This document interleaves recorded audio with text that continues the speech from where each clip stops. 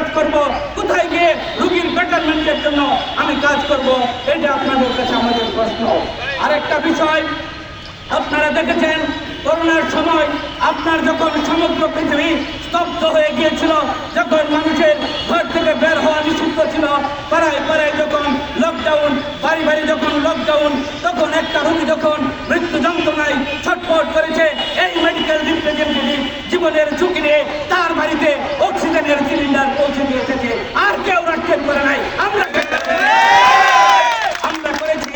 যেই ডক্টর চেম্বারে যাওয়ার জন্য গাড়ির ড্রাইভার খুঁজে পেত না, যেই ডক্টর চেম্বারে যাওয়ার জন্য একটা রিক্সা খুঁজে পেত না, সেই ডক্টরকে আমি আমার জীবনের ঝুঁকি নিয়ে আপনার সেবা দেওয়ার জন্য আপনার চেম্বার পর্যন্ত পৌঁছে দিয়ে বাড়ি পর্যন্ত পৌঁছে দিয়েছি।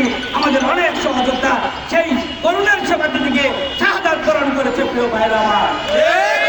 তাই আমরা বলবো, রাষ্ট্রের 1 নম্বর আর্থিক সেক্টরে আমরা কাজ করছি। প্রশাসনের ভাইদের উদ্দেশ্যে আমাদের একটি বক্তব্য রয়েছে। আপনারা যখন কোনো গাড়িতে চড়েন, সেই গাড়িতে যখন ড্রাইভার হেল্পার খারাপ আচরণ করে, আপনি যদি তার সাথে বার্গেনিংয়ে যান, তারা সেই গাড়ি বন্ধ করে দিয়ে প্রতিবাদ জানায়, আপনি ভয় পেয়ে তাকে কিছু বলেন না। সময়ের সাথে সাথে দেখা দেয় নিত্য নতুন প্রয়োজন, রেডি থাকতে হয় প্রতি মুহূর্ত। তাই এলো ইনোভার, যেন আপনি লাইফে থাকেন রেডি প্রতিদিন। Innova, designed for now. কুকুরের মতো আচরণ করেন, আপনার তখন ভাবা উচিত আজকের রাষ্ট্রের 1 নম্বর অর্থনৈতিক খাতের এই কর্মীদের শ্রমের ঘামের মেধার পয়সা দিয়ে আপনার বেতন হচ্ছে, আপনার পরিবার পরিজন নিয়ে আপনি সুখে শান্তিতে বসবাস করছেন। তাই সরকারের উচ্চ মহলে তার বিরুদ্ধে সংবাদ পৌঁছানোর আগে তাকে একটা স্যালুট করবেন, কারণ তার পয়সায় আপনার বেতন হচ্ছে। কথাটা মাথায় রাখবেন প্রিয় বিচার বন্ধুগণ, প্রিয় প্রশাসনের বন্ধুগণ। আর যদি আমাদের কর্মক্ষেত্রে যদি আমাদের বাধা দেওয়া হয়, যদি আমাদের প্রশাসনের কাছ থেকে তুচ্ছ তাচ্ছিল্যের মতো ব্যবহার পাওয়া হয়, আমরা এই শহীদ মিনারে দাঁড়িয়ে বলছি, আমরা কর্মবিরতি ঘোষণা করতে বাধ্য হব। একটা যদি রাষ্ট্রীয় দুর্যোগের ছায়ারমে আছে, গুরুত্বপূর্ণ ওষুধ না পেয়ে এই দেশের সাধারণ মানুষ, রোগী অসুস্থ মানুষ মারা যায়, তার দায় দায়িত্ব আপনাদের এই উগ্র আচরণকে আমরা এটার জন্য দায়ী করব। আমরা অতি শিক্ষিত, অতি ভদ্র, অতি মার্জিত, আমাদেরকে আমাদের কাজটা ভালোভাবে করতে দেন। পেশাগত কাজ, আইনের যেভাবে সুরক্ষা আছে সেইভাবে সহযোগিতা করবেন, এই প্রত্যয় ব্যক্ত করছে।